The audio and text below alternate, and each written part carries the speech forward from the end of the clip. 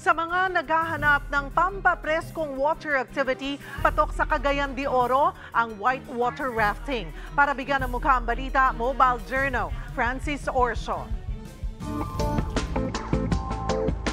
Kakaibang beat the heat experience ba ang hanap nyo?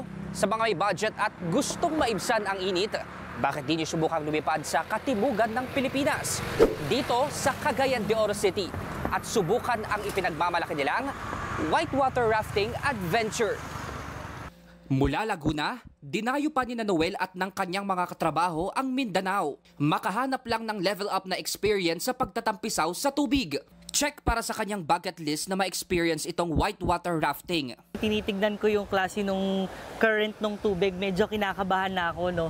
Tapos, yun nga, pero medyo excited din kami at the same time. Actually, sa biyahe pala, kinabahan while excited. Naghalo-halo yung emotion. Tinatawag itong whitewater rafting dahil nagkukulay puti na ang tubig sa lakas ng agos o yung tinatawag nilang water rapids. Ang challenge, susuugin mo yan, sakay ng bangka. Nakasakay ka sa boat tapos nagsasagwan. You have to conquer rapids. Just like that's why it's called whitewater kasi yan yung rapids. May basic at meron ding advanced na nagkakaiba sa distansya ng start at end point at dami ng daraan ng water rapids.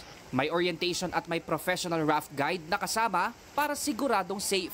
Karaniwang nagtatagal ang activity ng higit 2 oras. Ayon sa Cagayan de Oro Tourism Office, ang water rafting ay ang ipinagmamalaking tourism product ng CDO. Pero hindi ba problema ang El Nino? What's good about the water rafting experience because our Cagayan de Oro River is navigable the whole year round. So maski nasa El Nino tayo, nagpo-float pa rin yung activity natin still ongoing or going on. Sa mga gustong sumubok, naglalaro sa 1,200 hanggang mahigit 2,000 pesos per head ang budget para sa water rafting. Mobile journalist Francis Orso po, hatid ang mukha ng balita.